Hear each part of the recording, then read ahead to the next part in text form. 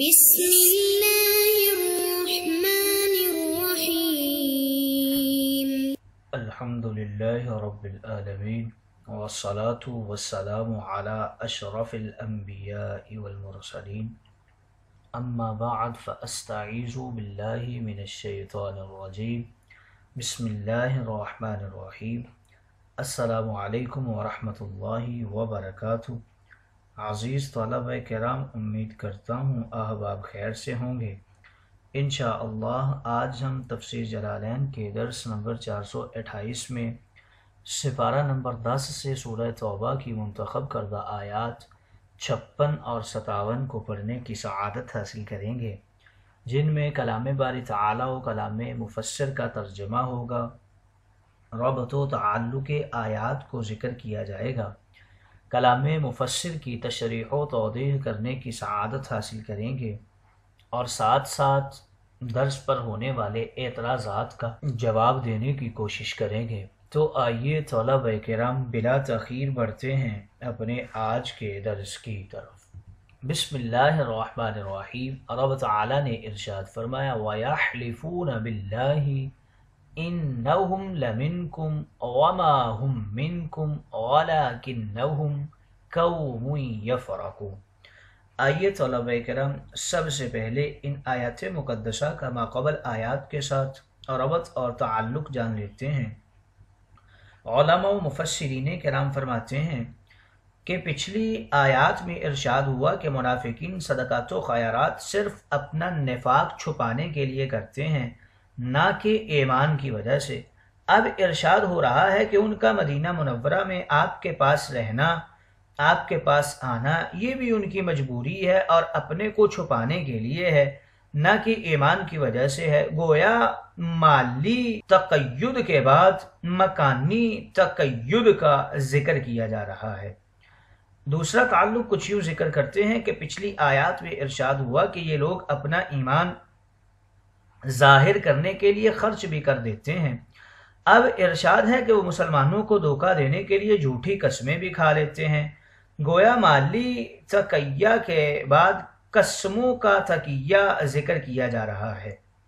تیسرا تعلق کچھ یوں ذکر کرتے ہیں کہ پچھلی آیات میں ارشاد ہوا مسلمان منافقین کے مال و دولت سے دھوکہ نہ کھائیں کہ رب تعالیٰ ان سے راضی ہے، یہ چیزیں ان کے لیے عذاب ہیں۔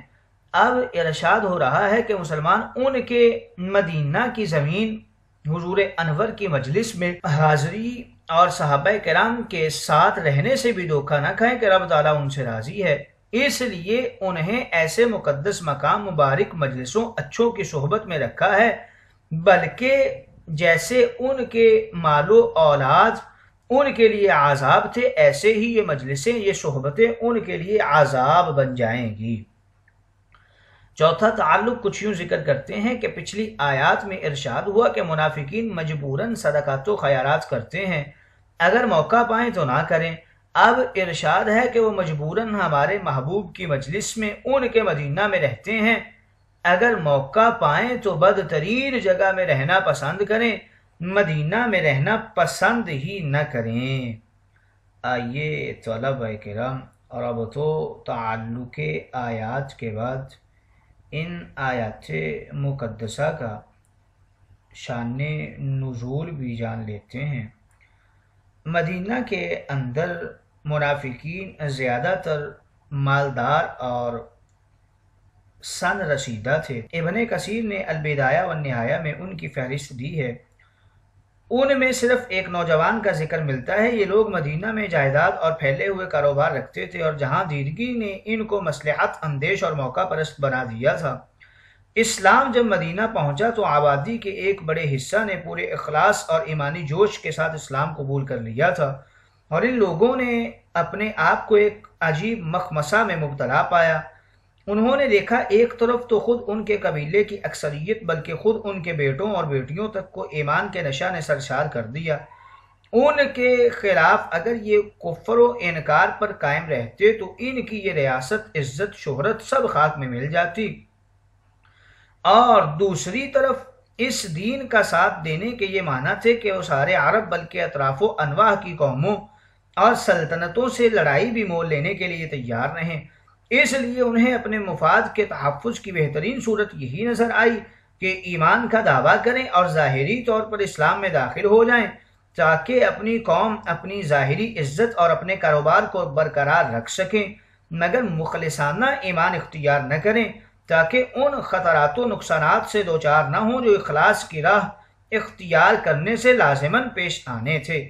ان کی اسی ذہنی کیفیت کو یہاں اس طرح بیان کیا گیا ہے کہ حقیقت میں یہ لوگ تمہارے ساتھ نہیں ہیں، بلکہ نقصانات کے خوف نے انہیں زبردستی تمہارے ساتھ باندھ دیا ہے۔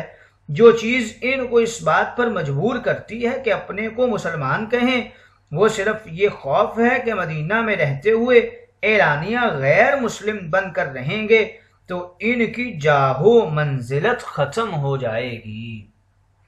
آئیے طلبہ کرام شان نزول اور ربط و تعلق آیات کے بعد بڑھتے ہیں آج کے درس کی تشریح و توضیح کی طرف۔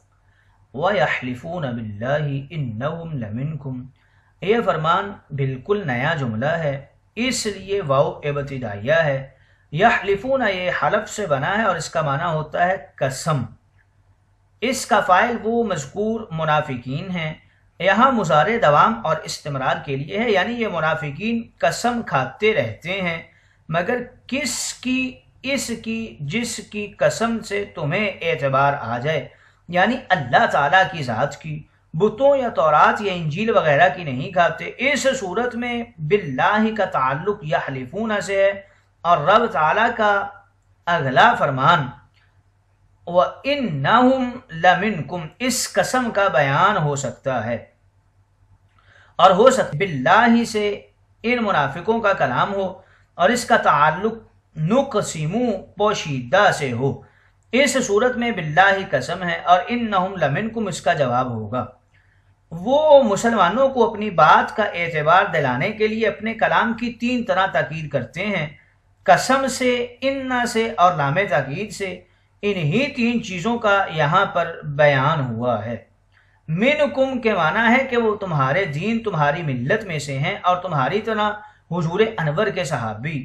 یہ مقصد نہیں کہ وہ مدنی ہیں، تمہارے محلوں میں رہتے ہیں، کہ یہ بات تو بالکل ظاہر تھی، نیز اس سے وہ مسلمانوں کی جماعت سے نہیں ہو سکتے تھے۔ ہم مجلس، ہم مشرب، ہم قوم ہونا اور بات ہے، مگر ہم مذہب اور ہم ملت ہونا کچھ اور بات ہے۔ اس فرمان عالی میں ان کا قال بیان ہوا ہے، اب ان کا حال ذکر کر رہے ہیں۔ وما ہم منکم، یہ فرمان عالی رب تعالیٰ کا فرمان ہے جس میں ان کی پرزور تردید ہے۔ یہاں منکم کے وہ معنی ہیں جو ابھی انہم لمنکم میں عرض کر دیے گئے ہیں، یعنی اے جماعت صحابہ تم ان کی قسموں سے دھوکہ نہ کھاؤ، وہ لوگ نہ تم میں سے تھے نہ ہیں۔ تمہارا دین اور ان کا یہ باتیں صرف تقیہ کے طور پر تم سے کرتے ہیں۔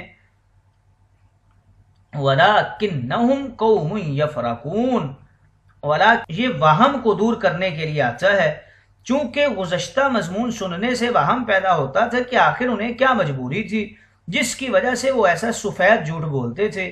یہ وہم اس فرمان عالی سے دور کیا گیا۔ یفرقون یہ فرق سے بنا ہے۔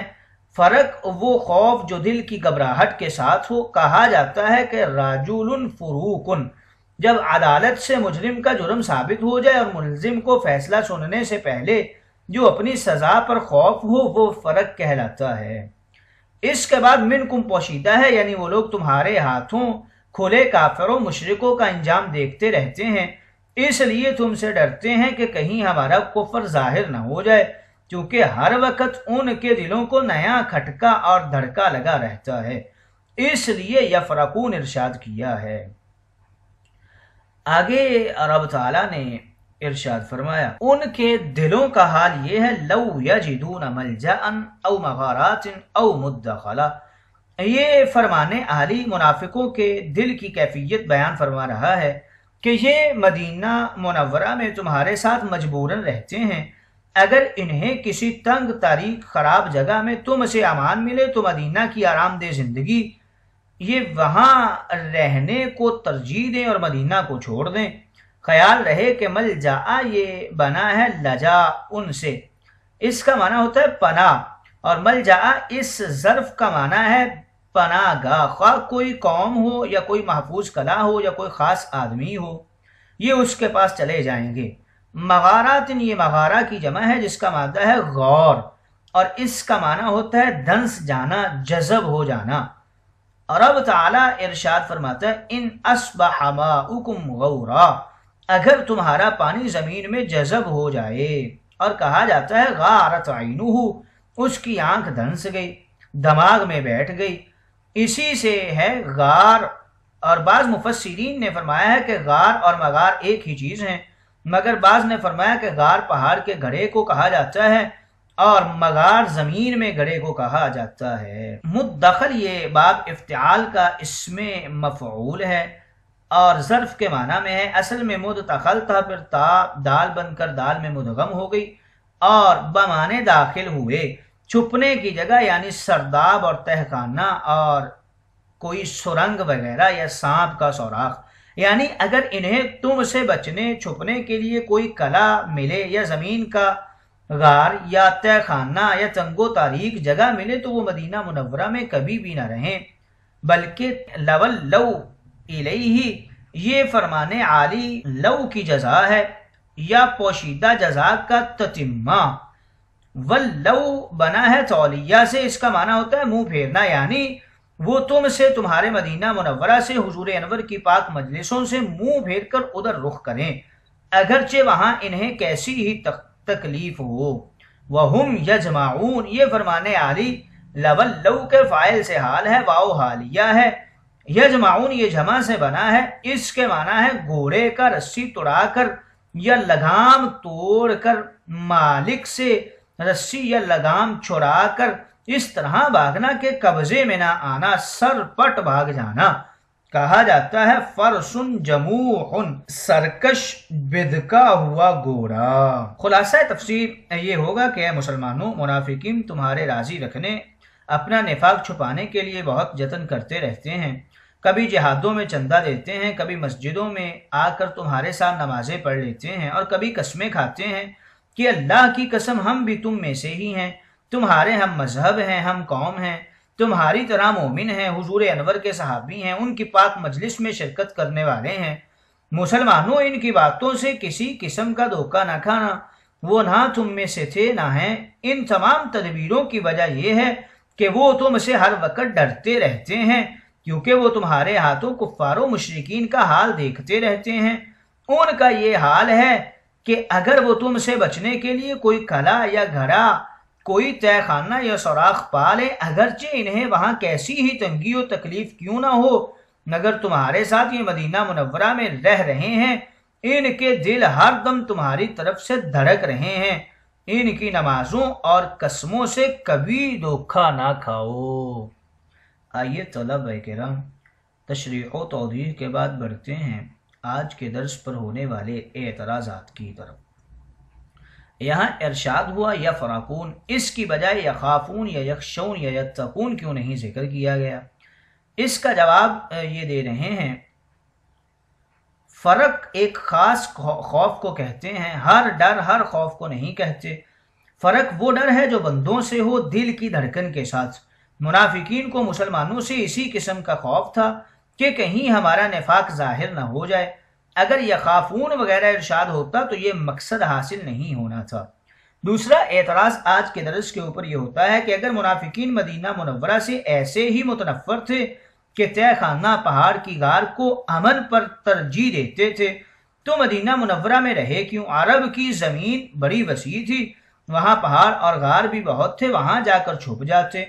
اس کا جواب یہ ہے کہ انہیں خبر تھی ہم اگر کافر بن کر کسی جگہ پہنچ جائیں گے مگر مسلمانوں کی تلوار سے نہیں بچ سکیں گے، ان کی حکومت پہاڑوں میں، ان کی تلوار غاروں میں پہنچ کر ہمارا خاتمہ کر دے گی، اس لیے یہ لوگ یہاں سے نہیں جاتے تھے۔